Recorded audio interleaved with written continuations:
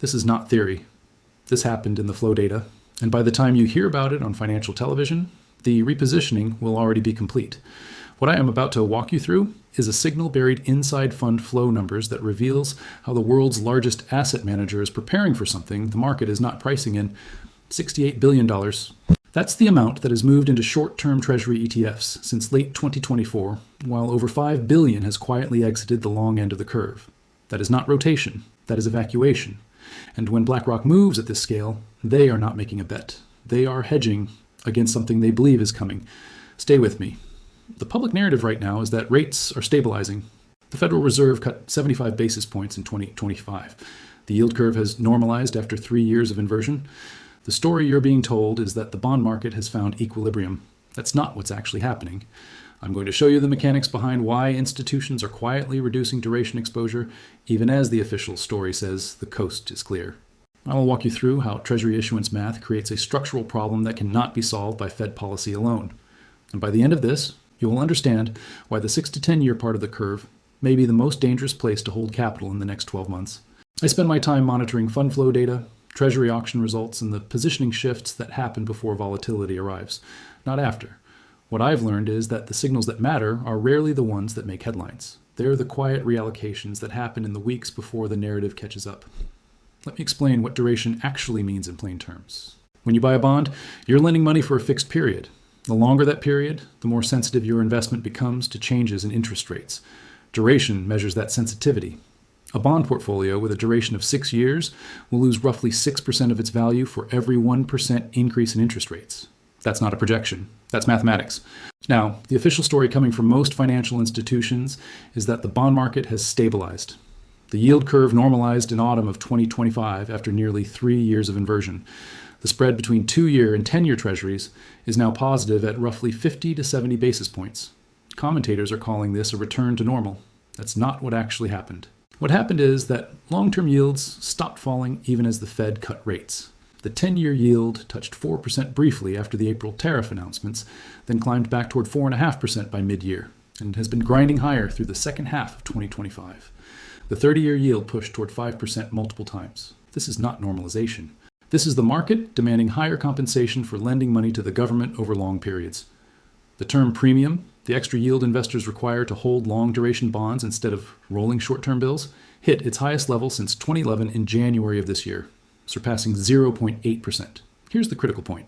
The Federal Reserve controls the short end of the curve. They can set the overnight rate wherever they want, but they do not control the long end. The long end is controlled by supply and demand, by how much Treasury needs to borrow and by who is willing to buy. Let me walk you through how this system normally functions.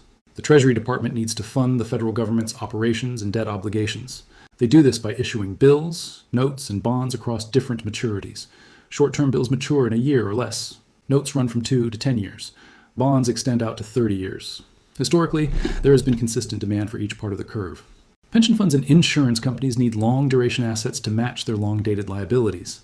Banks hold treasuries as high-quality liquid assets for regulatory requirements. Foreign central banks hold them as reserve assets. The Federal Reserve itself accumulated trillions through quantitative easing programs. This created a stable equilibrium. Supply met demand across the curve. Here's where it gets complicated. Layer 1, the deficit. The federal government borrowed $1.8 trillion in fiscal year 2025. That's roughly $5 billion per day in new debt issuance, and that number is projected to stay elevated. The fiscal 2026 deficit is expected to reach 6.7% of GDP. Interest payments on existing debt have already exceeded $100 billion in just the first 9 weeks of fiscal 2026. Layer 2, the supply pipeline. Treasury expects to borrow $569 billion in the October through December 2025 quarter, another $578 billion in the January through March 2026 quarter. This debt needs to be absorbed by the market. Layer 3, the buyer base is shrinking. The Federal Reserve is not buying. It's still running quantitative tightening, allowing bonds to mature off its balance sheet without replacement. Foreign central bank demand has plateaued. And here's the factor no one is discussing.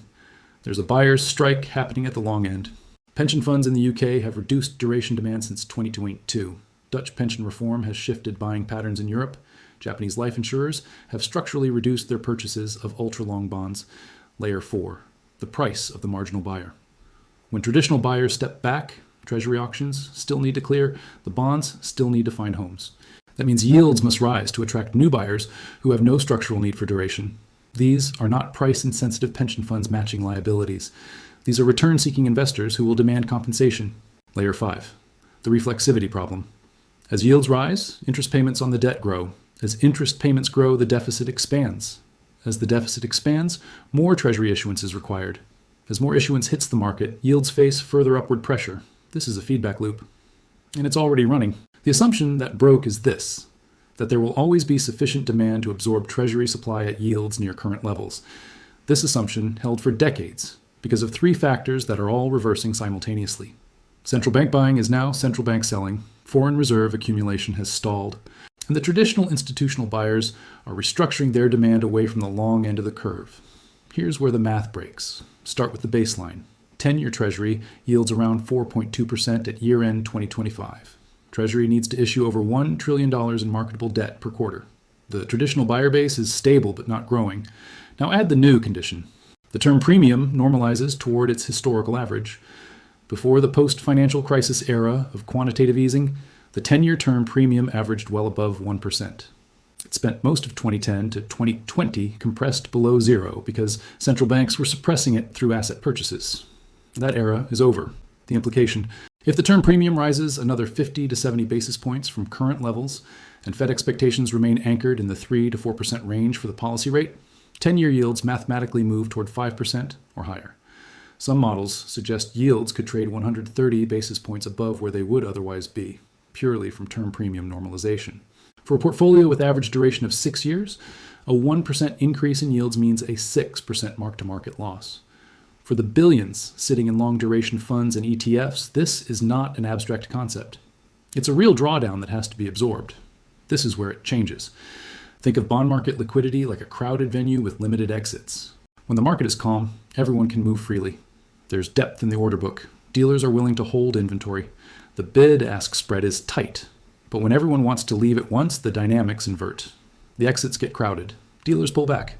Inventory becomes a liability, not an asset. The spread widens. And the price you can actually get to sell diverges from the price on the screen. We've seen this before.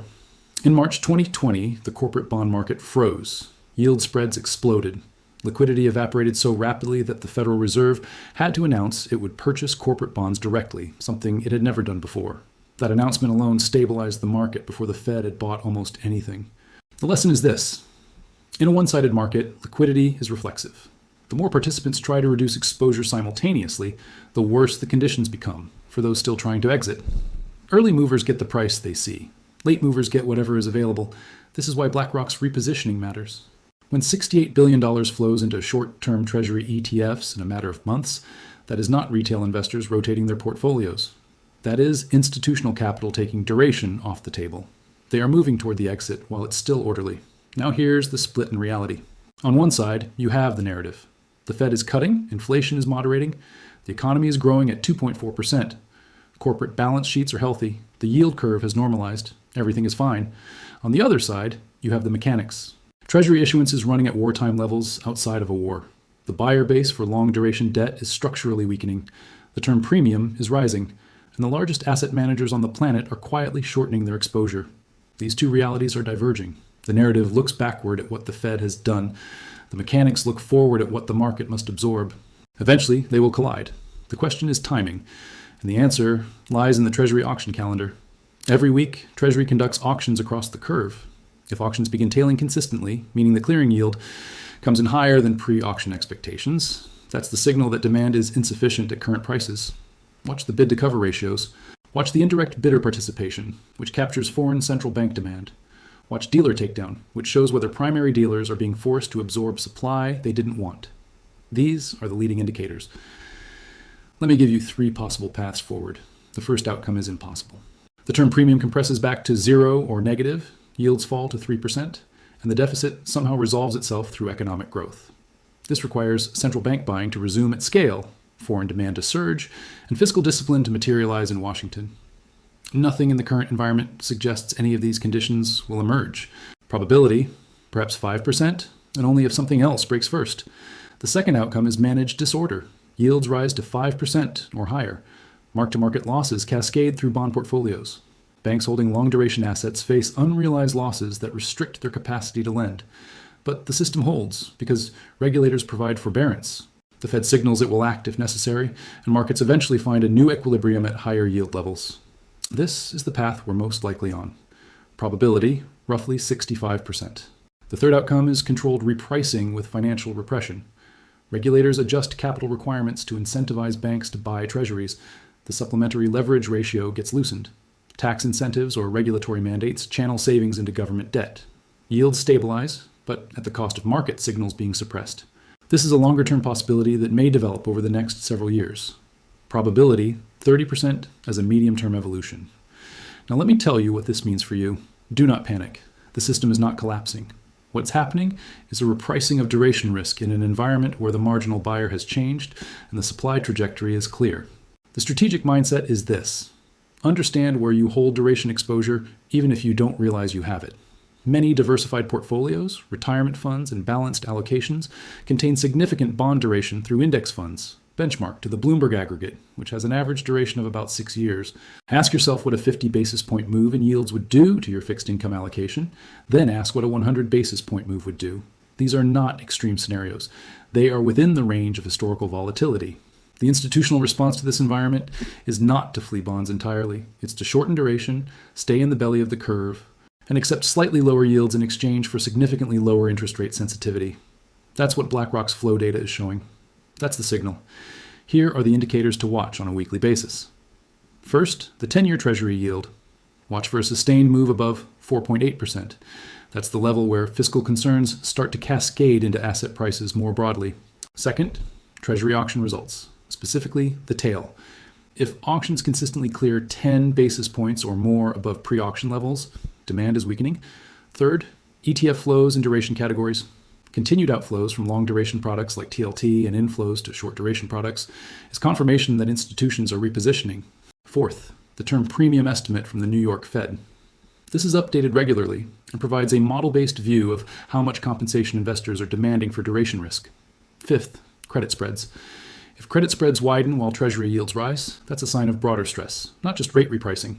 Check these weekly, not hourly, not daily. The goal is awareness, not anxiety. Let me zoom out. What we're witnessing is the end of a 30-year regime in bond markets. For most of the post-financial crisis era, central banks suppressed term premium through asset purchases. Yields were pushed lower than fundamentals would suggest. Duration risk was subsidized by policy. That era is over. Central banks are shrinking their balance sheets, not expanding them. Fiscal deficits are structural, not cyclical. And the institutions that historically absorb duration are reducing their demand for structural reasons that won't reverse quickly. This is not a crisis in the traditional sense. It's a regime change. The bond market is repricing toward a world where the government borrows $2 trillion a year, and the marginal buyer expects to be compensated for that risk. The asset managers who understand this are already moving. The flows don't lie. $68 billion into short-term treasuries since late 2024, over $5 billion out of the long end.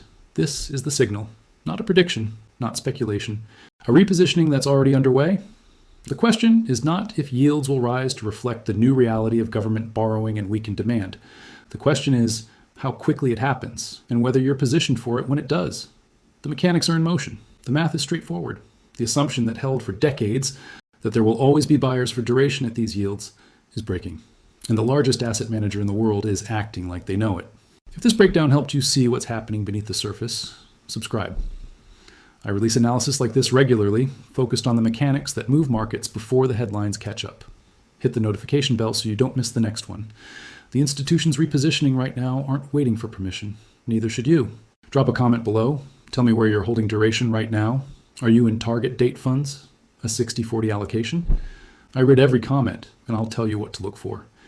And if you know someone who's sitting in long duration bonds thinking they're safe because the Fed is cutting, send them this video.